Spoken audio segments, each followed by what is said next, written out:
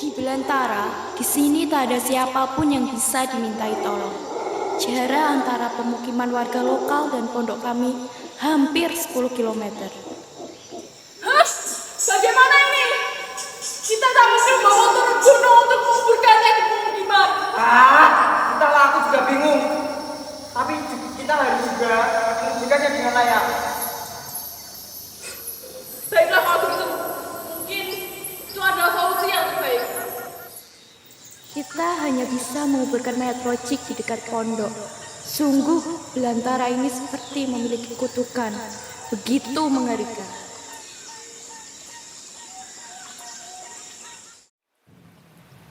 Setelah penguburan Rojik, aku dan Budir duduk di teras pondok.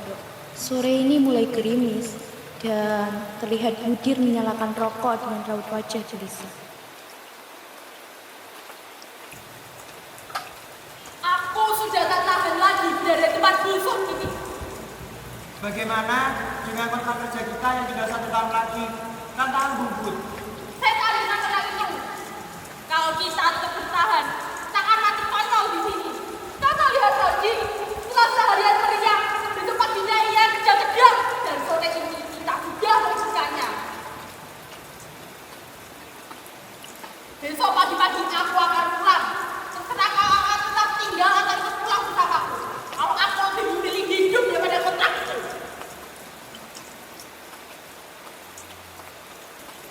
Sebenarnya aku pun setuju juga.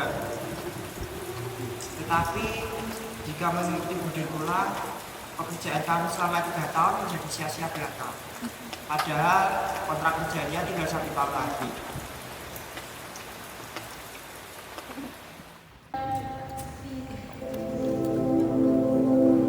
Dulu, sebagai orang yang hanya memiliki jasa SLTA dan tanpa keterampilan apa-apa, aku langsung menyetujui pekerjaan yang ditawarkan oleh perusahaan perkebunan sawit. Permisi, Pak. Apa benar dengan para pekerja? Ya. Ada apa? Jadi gini, kami akan menawarkan pekerjaan kepada Anda. Pekerjaannya cukup mudah. Hanya memasang patok batas lahan yang akan dibangun perusahaan dan memberi tanda silang pada pohon berdiameter tertentu yang akan ditebang. Pekerjaannya hanya berkontrak 4 tahun saja kok. Jadi bagaimana, Pak? Apakah setuju? Boleh. Baik, terima ini. Setuju ya, Pak? Setuju. Untuk lebih lanjutnya, kami akan menghubungi. Oke. Tunggu.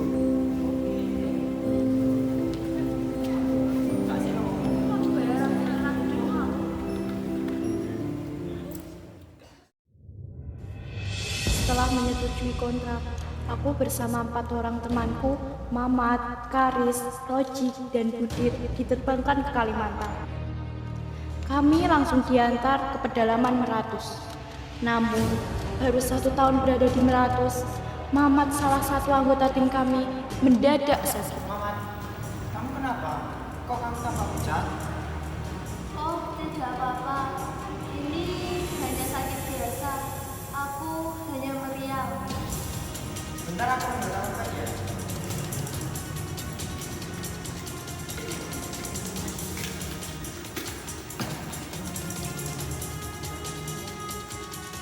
Ayo cepat minum, Pak.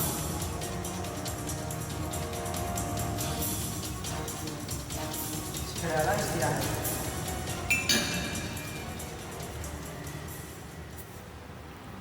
Tiga hari setelah aku bertanya perihal penyakitnya, ternyata Mamat telah meninggal dunia.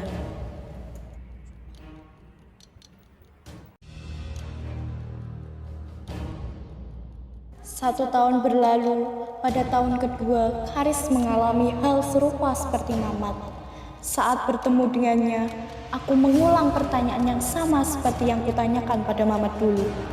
Karena melihat wajah Karis yang pucat, aku sedikit curiga. Karis, kamu kenapa? Kau wajahmu tampak pucat. Sudahlah, tenang saja. Mungkin ini hanya sakit biasa. Kamu mau teh? Aku buatkan.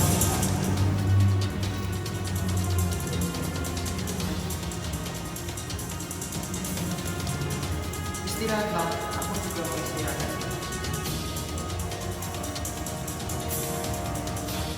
Perasaanku tidak enak, dan ternyata kecurigaanku benar-benar terjadi. Karis meninggal dunia dalam beberapa hari kemudian. Akhir tahun ketiga, aku dan Budir terkejut melihat Rojik mendadak terkapar lemah. Rojik! Rojik! Rojik, Kamu kenapa, Ki? Rojik, ayo bangunlah. Rojik. Kamu kenapa, Ki? Mata Rojik yang melotot, berkedip-kedip dengan nafas tersengal-sengal. Itulah yang dia alami sebelum ia meninggal. Kami tak menduga keadaan Rojik begitu mengenaskan. Mayatnya terbujur dengan tubuh yang menguning. Satu persatu anggota tim kami meninggal dunia.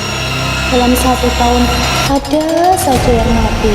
Namun, apa mau dikata?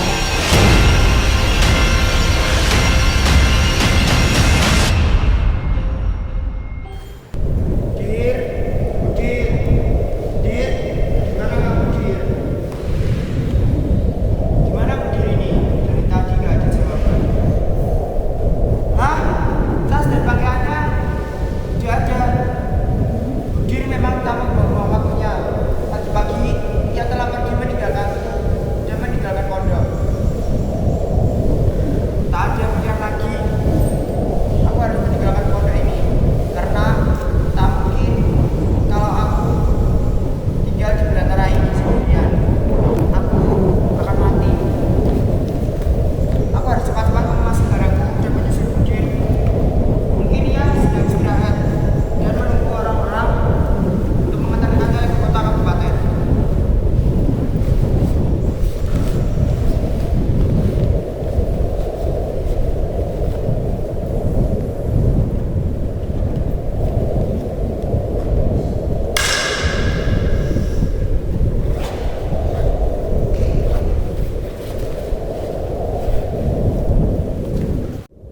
Baru saja aku masuki dusun, aku langsung disambut oleh segerombolan orang.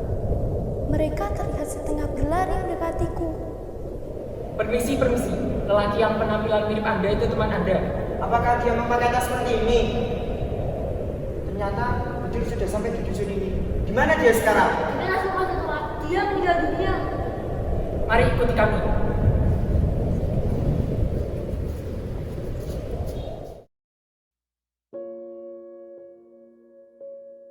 Mendengar kabar tersebut, tanpa membuang waktu lama, aku langsung bergegas menuju rumah tetua. Sesampainya di sana, aku begitu terkejut. Budir, ini beneran Budir. Tetua, ini teman si mayat. Roh meratus. Seketika aku bergidik ngeri. Dan kemudian tetua berdiri perlahan, mendekatiku yang masih terpaku. Entah kenapa, aku tertunduk manakala mata kami saling Salah bertemu. satu dari orang-orang yang kabarnya memberi tanda pohon besar yang ada di hutan sana. Aku satu-satunya yang tersisa. Anak muda, aku tahu maksud kalian bertahun-tahun berada di belantara sana. Namun, melihat keadaan temanmu ini, Meratus merasa terancam. Aku merasa ada hawa dingin menyerusuk tubuhku. Tiba-tiba menggigil. Perkataan tetua tak lagi jelas terdengar. Melihatanku mulai buram. Sesaat kemudian aku merasa kepanasan. Dahiku mulai berkeringat. Baru 2-3 buliran keringat, hawa dingin menyergap lagi. Beberapa detik kemudian, aku kembali diserang hawa panas. Dingin, panas, dingin lagi, panas lagi. Keduanya aku rasakan bergantian secara cepat. Entah berapa lama aku dalam keadaan seperti itu. Tiba-tiba Anak tubuhku muda! terguncang. Sadarlah! Kau juga sudah terluka. Apakah aku juga akan mati? Jika kau masih memiliki waktu beberapa jam lagi. Sabar.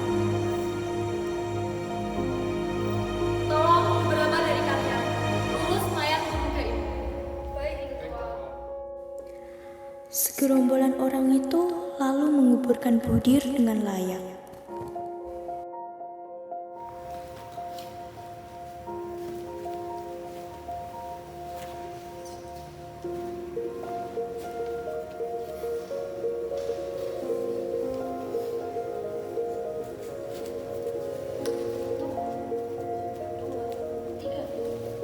Kita harus segera menangkap ular tadi. Hanya itu satu-satunya peluang. Lalu aku dan tetua masuk ke belantara untuk mencari ular tadi. Kondisiku makin lama makin parah.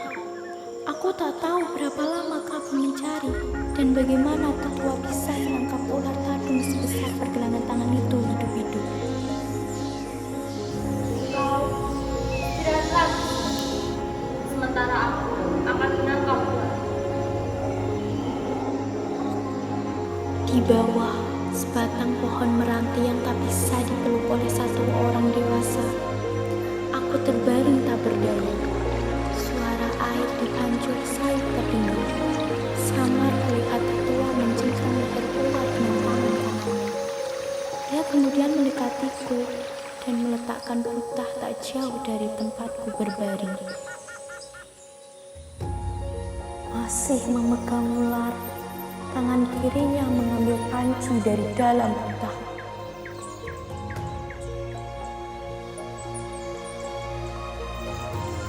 Dia juga menyalakan api. Semuanya dilakukan dengan cepat. Api menyala, ia mengambil air di pancur dengan panci dan langsung berfungsi. Api yang besar membuat air cepat mendidih. Saat air menggelegar di dalam panci, ketua berkata pelan, Izinkanlah aku maju.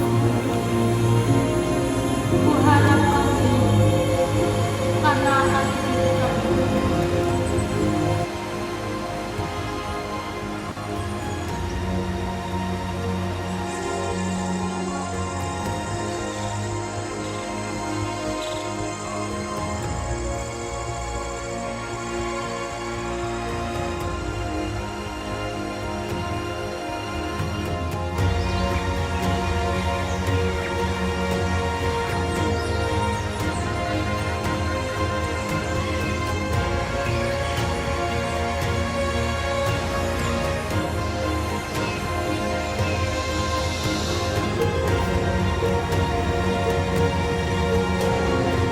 Ular ini mata. Minumlah. Jika kau ingin selamat. tanpa mempedulikan rasa jijik, aku segera meneguk sendok demi sendok.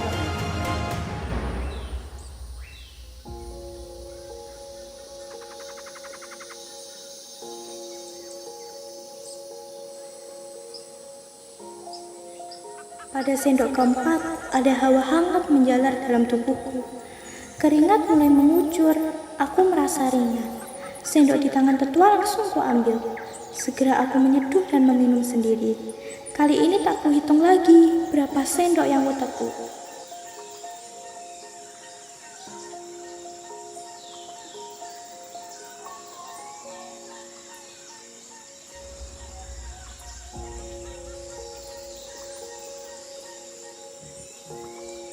Kita kembali berjalan pulang. Kondisiku sudah sepenuhnya normal.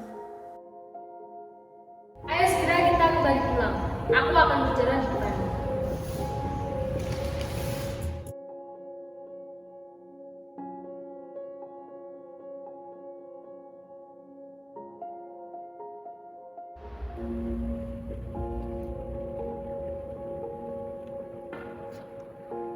Tak kusangka dalam keadaan kritis aku telah jauh memasuki belantara ini. Wah, tak kusangka ada tempat menakjubkan di tengah belantara seperti ini. Kau perlu tahu itu. Tempat ini merasa terganggu dengan keberadaanmu. Roh Ratu telah menyukai bisa kalian. Sayang, kawan-kawan terlambat tak bisa diselamatkan. Itu peta yang kami dari Rasul. ternyata kalian selama bertahun-tahun memasangi patok-patok dan memberi tanda pohon-pohon besar untuk terbang. Dan perlu kau tahu anak muda, tempat ini juga wilayah yang akan kalian pasangi patok-patok. Dari peta ini terlihat jelas pekerjaan kami telah selesai. Andai saja semua berjalan lancar, pasti kami sudah sampai di tempat ini. Kalaupun selesai dan alat berat didatangkan, bagaimana dengan alam ini?